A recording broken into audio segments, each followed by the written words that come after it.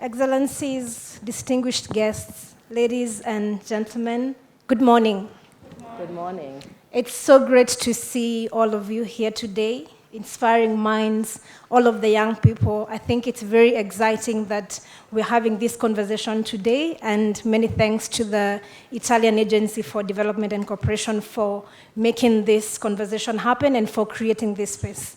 My name is Elizabeth Wathuti, and I stand before you today as a passionate advocate for environmental conservation and climate action, and I am the founder of the Green Generation Initiative. I also serve as a commissioner at the Nairobi Rivers Commission, representing young people and civil society.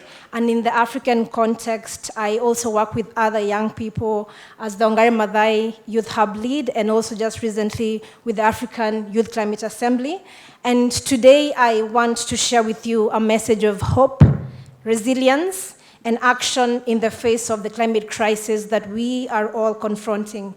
I believe the climate crisis is not just an environmental issue, but it's deeply social and personal, and it's affecting us every single day.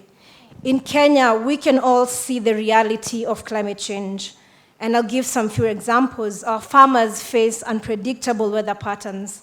Our wildlife struggles with the changing habitats, and even our communities battle the increasing frequency of droughts and floods. And these are stories that are echoed across the globe. But in these stories of challenge and adversity, there is also a beautiful story of hope and resilience, and it's primarily driven by women and the youth. Often the backbone of our communities, the women are disproportionately affected by environmental changes. They're the ones that have to walk miles for water when the drought hits. They're also the ones who struggle to feed their families when the crops fail. But then women are also incredibly resilient and resourceful. Likewise, the youth, like many of us present in this room today, they're not just leaders of tomorrow, but they are leading today. I believe you are here because you are leading today.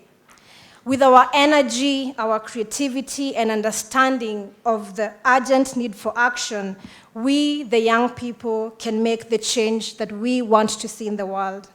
So let us continue to use the technology, innovation, and that beautiful power of our collective action to challenge the status quo and to also drive the real change that we want to see in the world.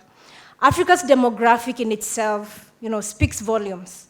With over 60% of Africa's population under the age of 25, and actually 70% in sub-Saharan Africa under the age of 30, we are witnessing the rise of the world's most significant potential force for environmental and social change. That is Africa's greatest resource, we, the young people. But recognizing our role is not enough in itself. We must support and empower youth and women to fully realize their potential. This means access to many things. Number one, resources, education, equal representation in decision-making forums. It also means investment in their ideas, providing platforms for their voices, and even integrating their unique perspectives, ideas, and voices into policies that are going to shape their very own future. Today, and as it's been mentioned by so many people, starting from the story of the hummingbird, I am reminded of the profound impact of one woman. That is the late Professor Wangari Maathai, whose legacy has inspired many, including myself. Professor Maathai was not just planting trees.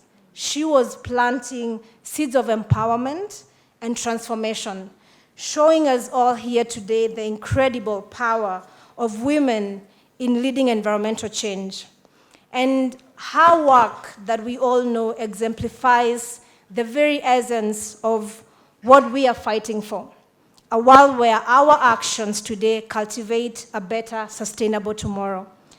In my work with the Green Generation Initiative, I have seen the power of planting a tree, the power of educating a child about the environment, and even the power of giving a young person the opportunity to lead. These actions might seem small, but they have the power to spark a movement, to change a community, and eventually to heal our beautiful planet. My journey in environmental activism and conservation has taught me the power of collective action and the importance of perseverance. That it's not easy to stand up for what you believe in, especially when faced with seemingly insurmountable challenges. But every tree planted, every policy changed, and every young person or child or woman or community person inspired to take action adds up to a significant impact. And simply put that, all our small actions, whatever it is that we are doing back at home from our communities, inspiring people in different ways, all those actions multiplied by millions of us is what is going to make the huge difference.